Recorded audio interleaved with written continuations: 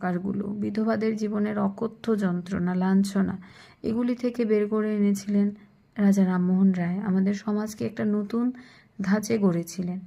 তো সেই যে নতুন কিছু, যেখানে সমাজ, সংস্কার, এই সম্প্রদায়, শ্রেণী সব কিছুর ঊর্ধ্বে মানুষ, মানবতাবাদ, সেটাই হলো বড় কথা।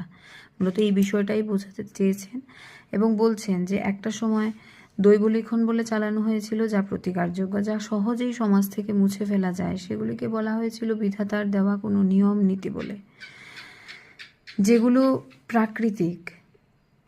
প্রাকৃতিক বলে চালানো হয়েছিল, যা কৃত্রিম। যেগুলোকে মানে কৃত্রিম বলতে কি বোঝায়? যেগুলো আমরা গড়েছি, বানিয়েছি। আর প্রাকৃতিক মানে যেটা প্রকৃতিতেই আছে।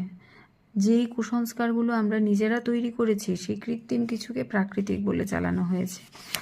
নৈতিক বলে চালানো হয়েছে, যা বদ্ধমূল সংস্কার, সেটাকেই নৈতিকতার আদর্শ হিসাবে তুলে ধরা হয়েছে।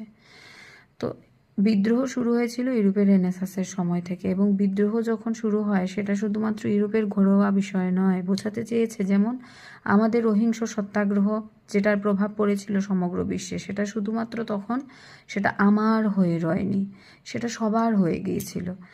তাই বলছি, বিদ্রোহের ঢেউ, বিদ্রোহের হাওয়া এক দেশ থেকে আরেক দেশে পৌঁছালেও সেটা মাটির হাওয়া নয়, আকাশের হাওয়া, যার প্রভাব পড়েছিল সমগ্র বিশ্বে। কেউ পড়ে থাকতে চায় না জাতের দরুন না, রঙের দরুন না, লিঙ্গের দরুন না। সবাই বেঁচে থাকতে চায় মানুষের মতো করে। অনেক যুগের জমে থাকা পাপ এই যুগে সাফ করতে হবে। সেটা যুদ্ধ করেই হোক বা আপোষেই হোক, বন্ধুভাবেই হোক। বলছেন শ্রেষ্ঠ উপায় হচ্ছে অহিংসা, অর্থাৎ যেখানে আমরা যুদ্ধ করব না, আমাদের মুখের কথায় কোনো হিংসার প্রদর্শন না করে বুঝিয়ে কাজ হয়ে যাবে, এবং সেই উপায় যদি ব্যর্থ হয় তবে নিকৃষ্ট উপায় হচ্ছে যুদ্ধ। তবে একটা উপায় যদি সার্থক না হয়, মানুষ অপর উপায় দিয়ে অবশ্যই সমাজে পরিবর্তন আনার কিন্তু চেষ্টা করবে।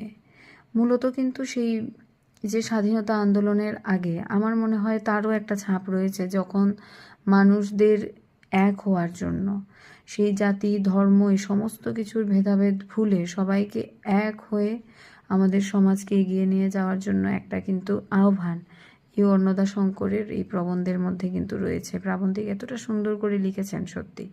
তো তারপরের বিষয়গুলো, আচ্ছা, আরেকটা বিষয় হচ্ছে এই স্ট্রেঞ্জারের লাস্ট লাইন হচ্ছে, উদ্দেশ্য হলো স্বাধিকার প্রতিষ্ঠা। এই কথাটা কি? স্বাধিকার মানে আমার নিজের অধিকার, স্ব অধিকার।